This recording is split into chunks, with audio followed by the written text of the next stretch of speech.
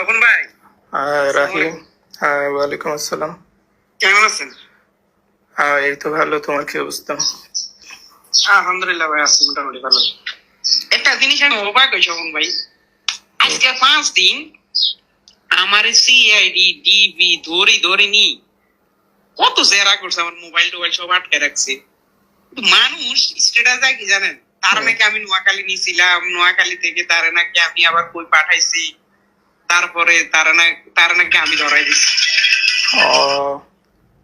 আমি জাস্ট অবাক হই, মানুষ এত সুন্দর লেখা কিভাবে লেখে ভাই? তোমার সাথে কি ঝামেলা ছিল?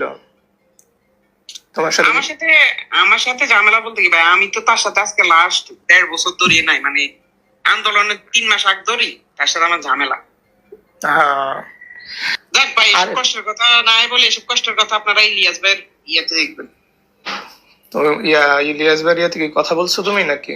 হ্যাঁ, আমি তো আরো 2 দিন আগেই কথা বলছিলাম। আচ্ছা আচ্ছা, আপনারটাও দেখছিলাম। হ্যাঁ, ইলিয়াস ভাই বলতেছিল ইয়ার বিষয়, কিন্তু আমি তো কি বলবো, আর একটা ছিল যে যদি অনুতপ্ত হইতো বা যদি মাফ চাইতো, এই যে যেমন তুমি তোমার বিষয়টা বুঝতে পারছো, এই জন্য কিন্তু তোমার উপর মানে আমার চুল পরিমাণ কোনো রাগ বা অভিমান কোনো কিছু নাই। হ্যাঁ, অনেক আগে তুমি অনেক আগে চাইছো যে এইসব ঝামেলা হওয়ার। কারণ আমি তো এটা আর ইচ্ছা করে করি না, আমার তো করানো হয়েছে ভাই আপনাদের দিয়ে। আমি কিন্তু আমরা চিনতাম না, জানতাম না, মানে আমার যদি বলে যে এটা কর, আমরা যদি এটা না করি তাহলে আঙ্গু পা ফালাই। হ্যাঁ, আর 1 বছর আমি একটা প্যারার মধ্যে ছিলাম আর কি। এই যে আবার আরেকটা বিষয় দেখো, এটাও হয়তো পাবলিকে জানে না, এই বিষয়টা জানলে হয়তো পাবলিকে মানে পুরা ইয়া হয়ে যাবে যে ওই আমার কান্নার বিষয়টা, কানছিলাম কি জন্য, আমার ওয়াইফ কিন্তু তো হয়তো তুমি হয়তো অডিও টডিও শুনছো যে আমি ইনবক্সে পাঠাইছি অনেক, কি মানে সবার সাথে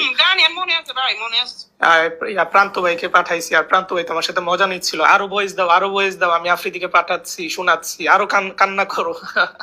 হাসি পাই এইগুলো শুনলে, আর আমি ইমোশনাল, বুঝোই তো, কারণ আমার ওয়াইফ এখন আফ্রিদির ওয়াইফ হচ্ছে, আফ্রিদি বললো যে প্রেগনেন্ট 6 মাসের। সেম দেখো কি এক অবস্থা, সেম আমার সাথে মিলে গেছে সবকিছু। আমারও ওয়াইফ তখন 5 মাস নাকি 6 মাসের প্রেগনেন্ট ছিল। তারপর হচ্ছে মানে সবকিছু মানে মিলে গেছে, বুঝছো, কি আর বলবো। আচ্ছা তাহলে এইতে কি বলবো, পুরান কথা বললে কষ্টের কথা মনে পড়বে আর কি, বুঝছো না? না ভাই, আমার খুব কষ্টটা, আমার তার উপরে তো জীবনে অনেক কষ্ট আছে। কষ্টটা ওইটা না, কিন্তু আমার কষ্টটা একটা এসেছি কালকে। আমি সে কি করছো, আমি সবকিছু বলছি, বলার পর কিন্তু কালকে যখন তাকে ধরে নিয়ে গেছে ভাই, এই জিনিসটা আমার খুব হার্ট টাচ লাগছে।